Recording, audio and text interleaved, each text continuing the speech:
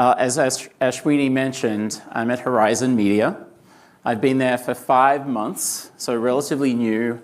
It's a brand new position, and I'm relatively new to Horizon, which is, I'm the outlier in the company because there's a lot of tenure there. I'm always surprised to bump into my colleagues, and they tell me they've been there 15 years, they've been there 18 years. I mean, it's kind of unheard of.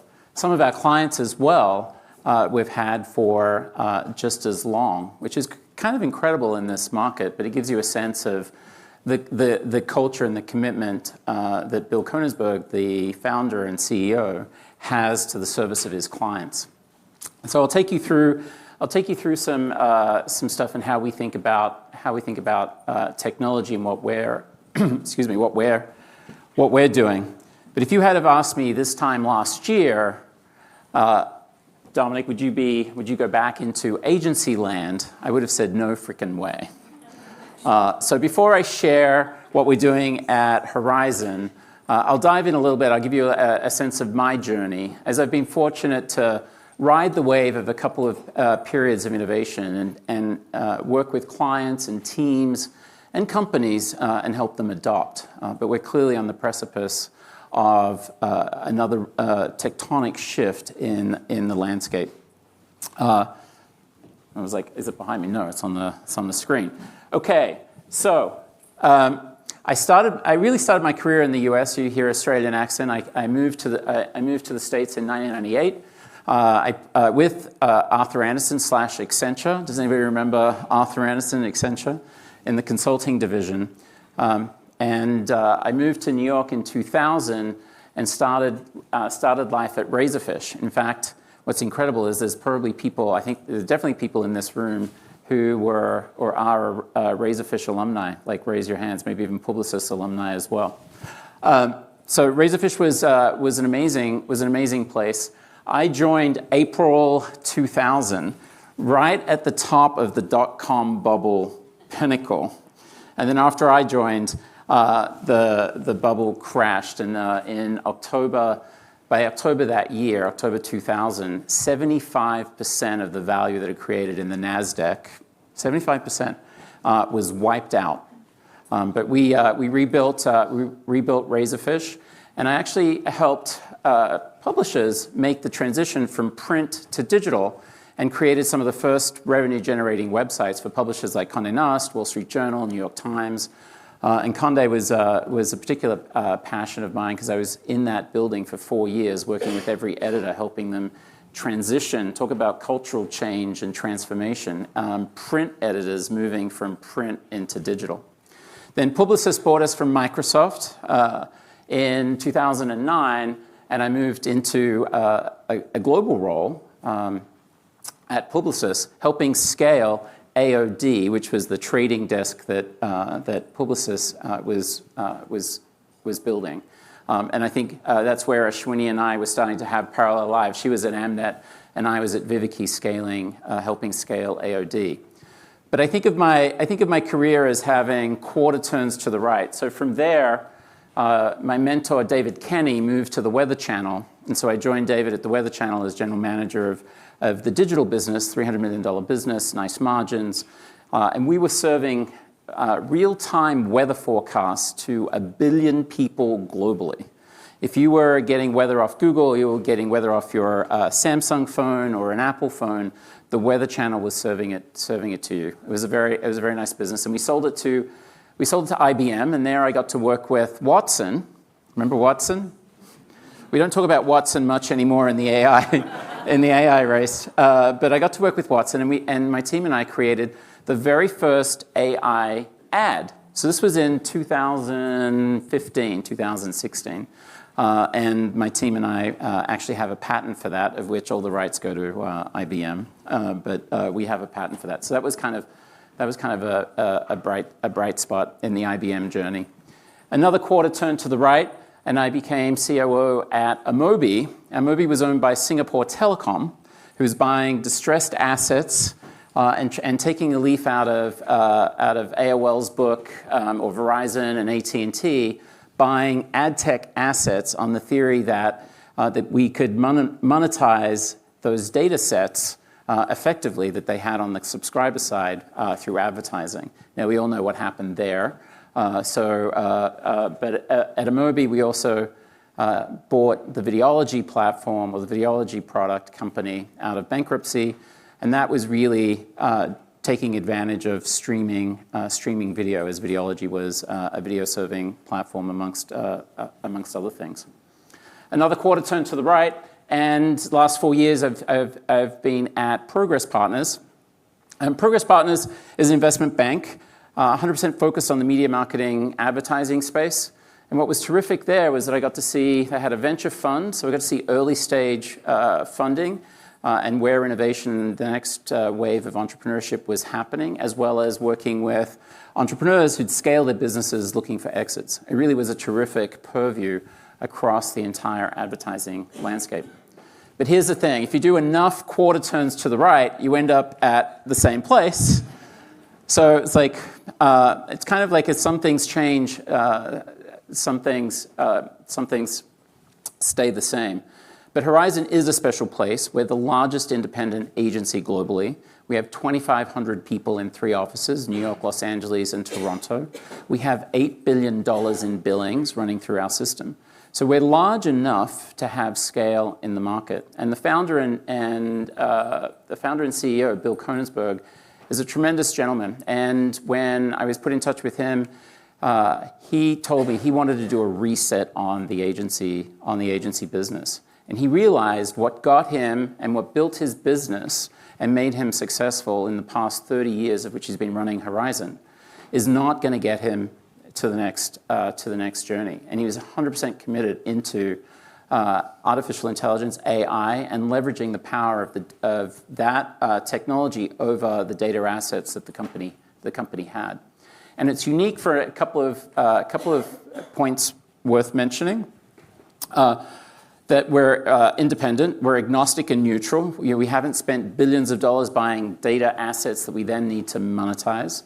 We're also agile and fast. And when I'm out in the market talking to partners and clients, it's one of the things that they really take advantage, they really appreciate is our speed. Like within 2 steps, they can get to decision makers. Like we can have a call like I did this morning with a large platform, and everybody in the Horizon team, we had 3 or 4 people there. We're all the decision makers working with that particular platform. So there's a tremendous amount we can do.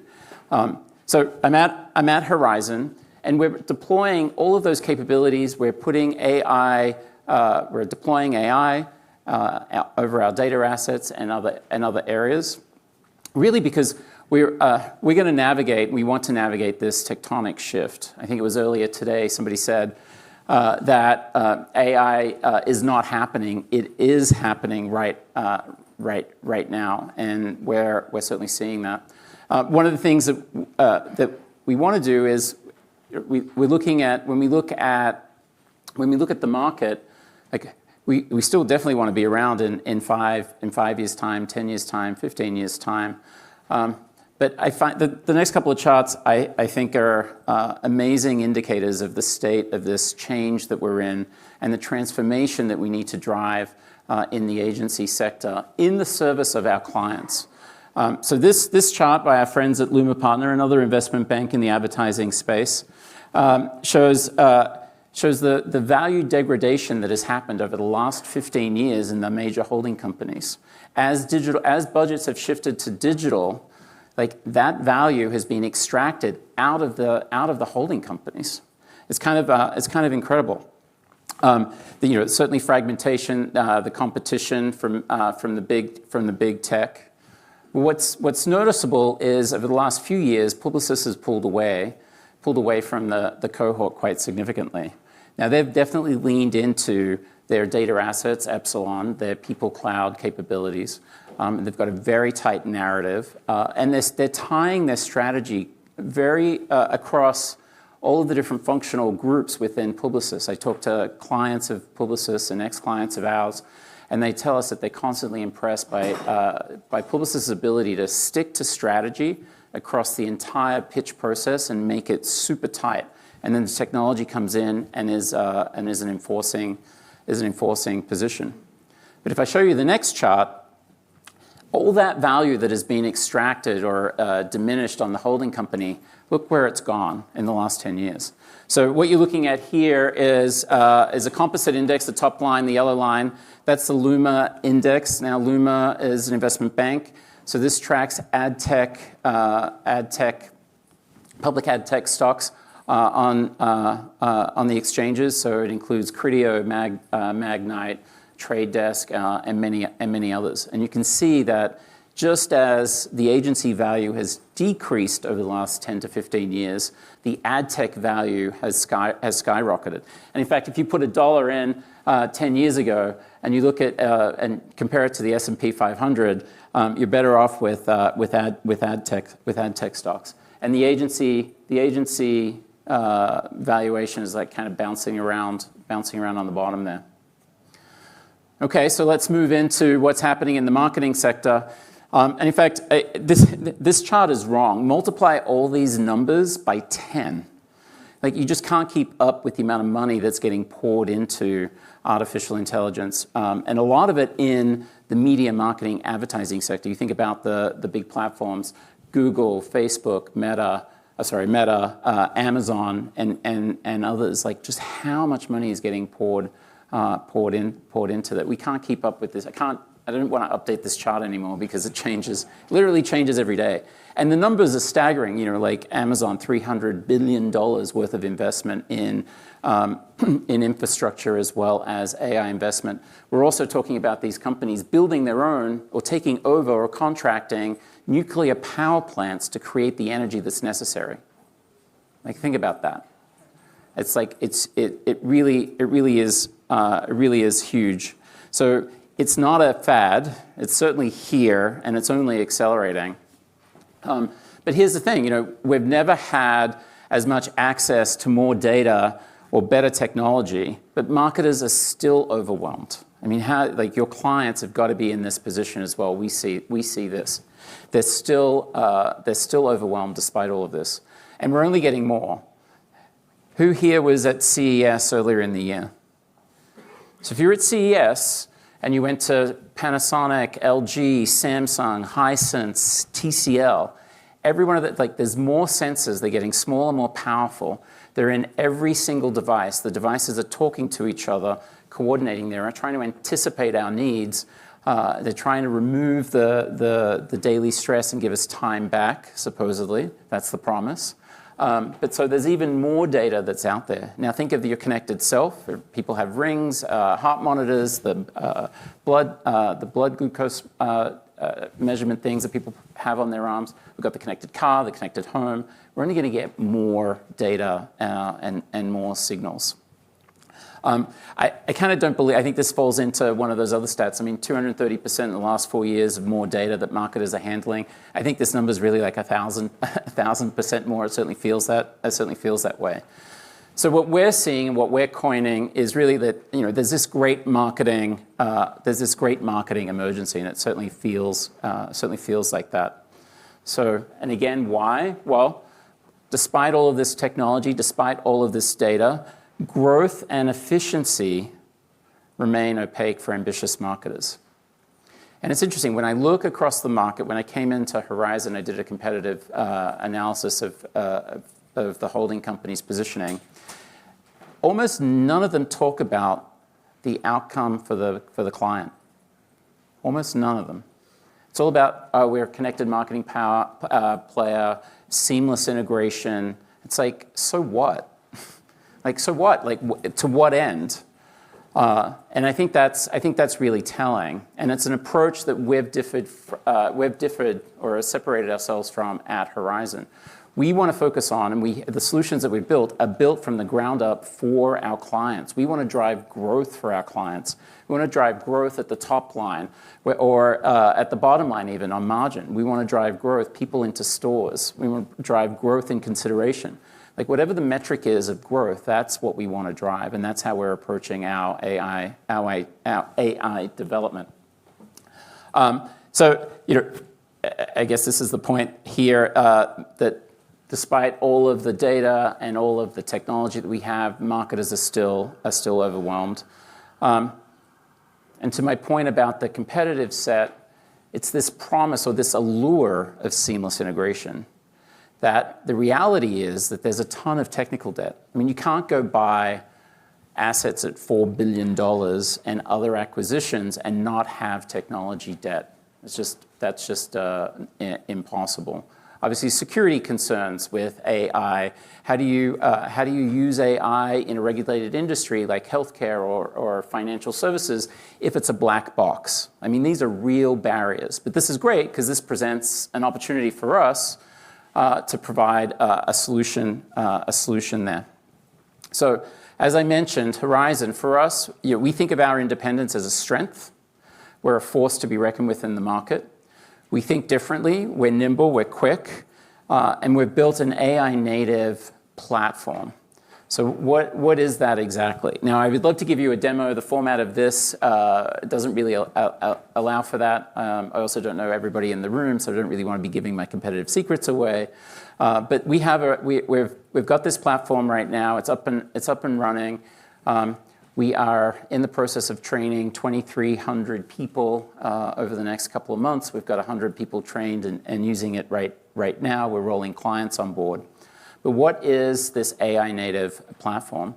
So we've been pioneers and innovators in the industry. For the last 6 or 7 years, we've had an identity product called Blue. We're calling that Blue version 1.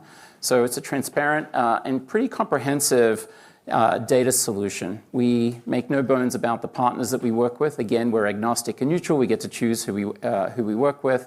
Our biggest partner is TransUnion. That forms the base of our spine, our identity spine. Then we syndicate other data sets and enrich that spine.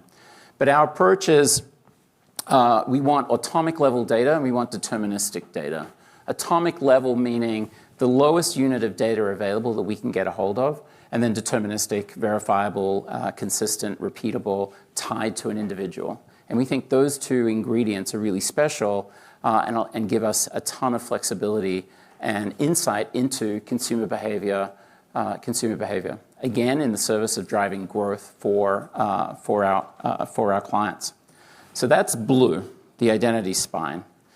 We've migrated that, or we've placed an AI native platform on top. So we're fortunate we don't have tech debt. Like, that is an incredible statement to make. And again, I've been there 5 months. And I've been building product for 25 years. I have never seen the pace of development that we have in today's environment, just generally. So we have a platform. We've had the Blue product for 6 or 7 years. We now have an AI native platform. There's no tech debt. We went from not having a platform to having a platform within 6 months. We showcased it at CES to clients and partners. And in pitches now, we're getting rated #1 against our competitive set in tools and technology. That is remarkable. So my goal is not to screw that up and create more distance with what we have and what others are in the market. So it's a more intelligent, intuitive, more precise, more adaptable. We saw a lot of the LLM models, Claude, ChatGPT, and the others. We actually deploy all 4 of them in different parts of the platform to perform different functions. They will have strengths, they'll have weaknesses. So they're in the platform. And it covers everything from strategy through to audience development and building, and then execution and the round trip back, all within one platform. So we've truly democratized data. No longer does the account team have to go work through a data scientist to get to a join or to join tables and gain insight and build an audience. That process is now in the hands of the account teams. And what took 1 to 2 weeks to get an audience and go through that iteration process is now taking minutes, if not like minutes and hours, rather than days and weeks. It's pretty incredible. So you can think about that transformation as well, right? We've got 2,500 people, 3 offices, some pretty big clients like Capital One. We got Warby Parker, Sleep Number, and others, some big spenders. And we're giving this tool to the account team. So now they have the power to interrogate that data set themselves. So that's a big transformational challenge. We're tackling it head on. Again, we're adaptable, we're nimble, we want to be leaders in the space. In fact, we want to set the standard for what an AI native application in the media and advertising industry is like. And in fact, to drive that point home, right now we've been a service model with technology tacked on. We want to be a product-driven company with services in support. Think about that. That's a 180. So that's the journey that we're on. And then, no slide about innovation would be complete if I didn't have a layer diagram broken out. Not that this is particularly transformative in and of itself, but we are taking a BYO approach. We want to be partners with our clients. Our clients have different data sets. We need to plug into that. We want this to be theirs as well. So the way that we see it is a smarter, more open, and effective way to win. Again, being partners with our clients, helping them drive growth, and not just taking our own internal efficiencies, which we will, but that's a byproduct of servicing our clients. And I think we've been missing that in the industry a little bit. So thank you.